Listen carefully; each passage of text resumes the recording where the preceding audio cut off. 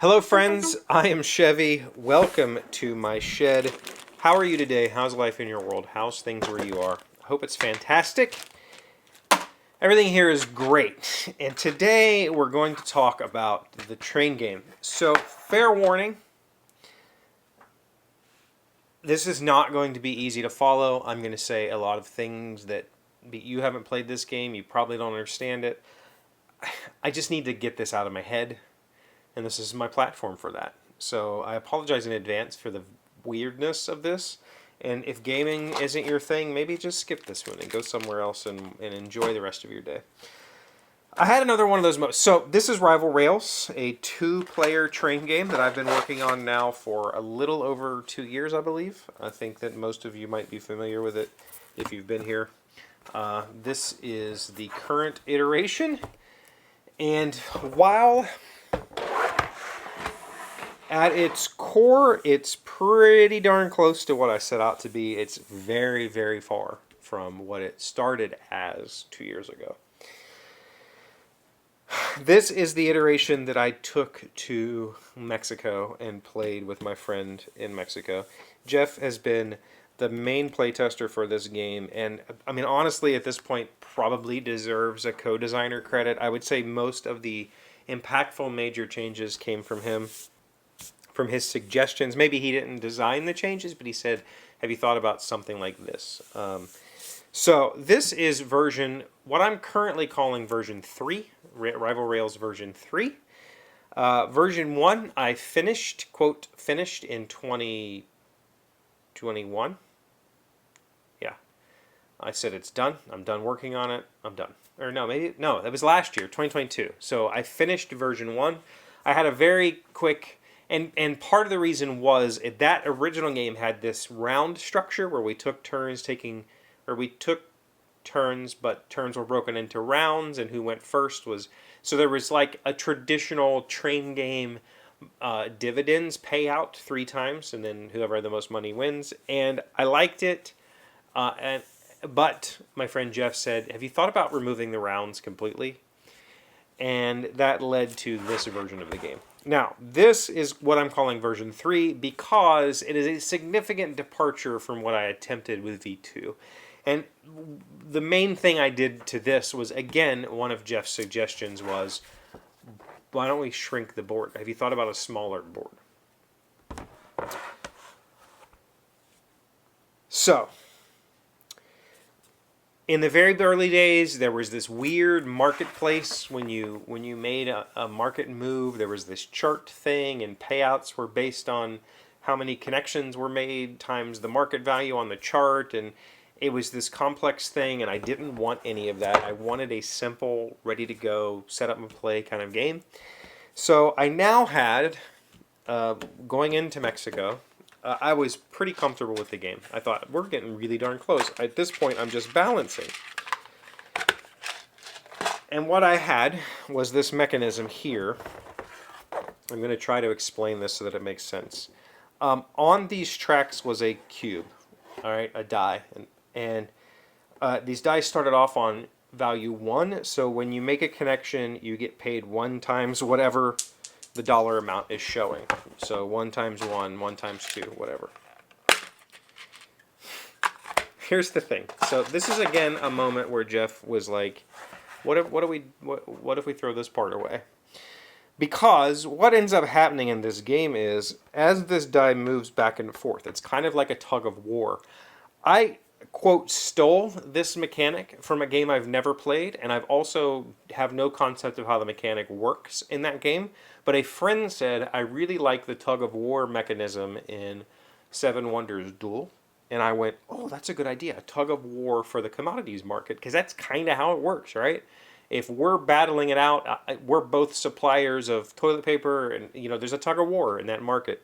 And so that's what I created here, was a tug of war mechanic, and it works really well. It makes it really interesting when you see the board laid out and all the cities are there, and you can try to make big moves and take money from your opponent. It works.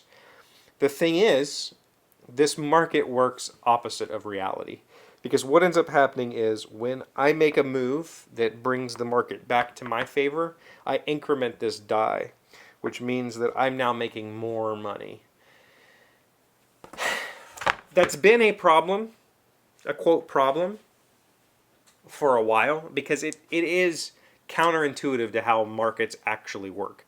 You know, what should be happening here is I hold a monopoly on this, and then the die increments because I'm there's a monopoly now. I get to make more. I get to charge whatever I want. But that makes the game less fun. It makes the game, there's not as much competition. You end up just kind of, I'll take this and this one, and I'll increment these as much as I can. You take your two, and we kind of avoid each other on the map. I wanted the back and forth. So we're playing in Mexico, and Jeff goes,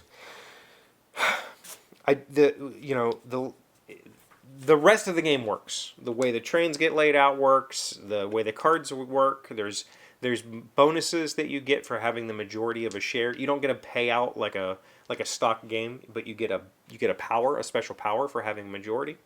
Those all work. We're really happy with this part of the game. This thing though, Jeff goes, have you thought about what if we did a market here?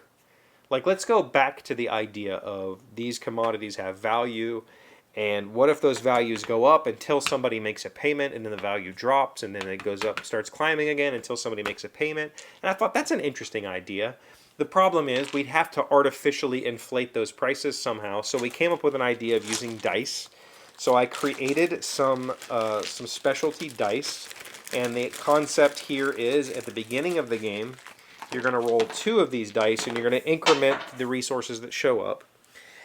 And if these 2 dice ever show a bonus symbol, you add a 3rd die. And now for the rest of the game, you're rolling 3 dice. And if all 3 of these dice ever show the bonus symbol, you add a 4th die. And if all 4 ever... And so this market is going to inflate.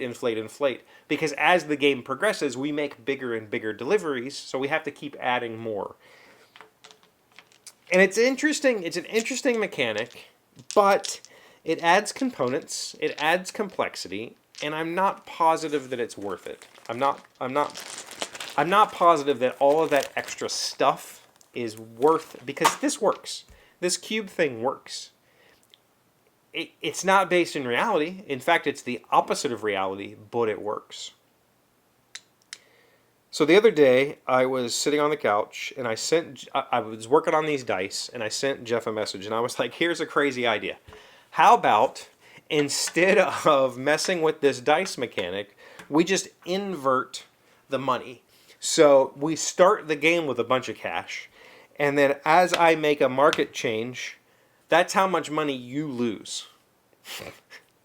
And so you lose more and more as the game goes on. Your valuation decreases as the market gets saturated, which does make logical sense with the way markets work. And he was like, no, but that gives me the idea of why don't we start the dice numbers high and then decrement them as the game goes on instead of increment them. And it was just like, yeah, duh. So we're just going to play the game. We're going to play the market version of the game in reverse. Instead of gaining more money as competition happens, we gain less money. So there's going to be an influx of cash in the beginning, and you're going to make less money as the game goes on, but it's going to make for much more interesting decisions. And it does. It completely changes the game, I guess. And that's probably isn't obvious because you haven't played it, but it really puts an emphasis on keeping tabs on what your opponent's doing, trying to take away from him.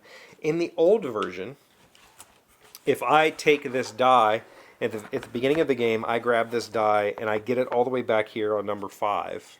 So I'm making $5 anytime I make a connection to a purple city. Your best option is to just let it sit there. Just let it sit. Because if you take it over here, and you turn it into, say, $6, now when I take it back, it flips again. Now I'm maybe making $15. That's a big gamble. And so you just kind of let them sit until you know you can make a play. Well, now, if it starts off, say, on a 5, and I make a $25 move at the beginning of the game, you're now like, whoa, I got to shut that down, because if I make another purple connection, it's another $25. And so it introduces much more interesting early game decisions. The late game decisions suffer a little tiny bit. And so there's going to be some balancing. I need to balance the economy a little bit. The cost of doing some things need to be adjusted because you are going to have this influx of cash in the beginning of the game. And the game needs to be shortened slightly. Not a whole lot, but it was probably about 12 turns. It probably needs to be closer to 10 turns. And I think it's done. Like, honestly, I need to do some more playtesting with this version. I need to actually playtest. I haven't playtested with a live person. The dice version, I have ran through it myself, but I haven't playtested with this. But I think we're damn close. I think we're really damn close. And the good news is, you know, I'm able to keep the components light, keep them trimmed down as much as possible so that I can figure out a way to make an affordable version of this game that I could sell to whoever wants it. But again, another one of those moments when a playtester goes, why don't we do this? And everything gets blown apart. And I love it. That's part of the reason I love doing this. And it's part of the reason why I've continued to work on this after 2 years. It keeps working after we make those decisions. Okay, enough about that. What do you got going on this week? Ask some questions. You have questions about this game or any other game? Questions about publishing games or the game industry? Let me know. Thank you for being here as always. Thank you for liking, commenting, subscribing, being amazing friends and wonderful people. I really appreciate you. And I'll see you again tomorrow.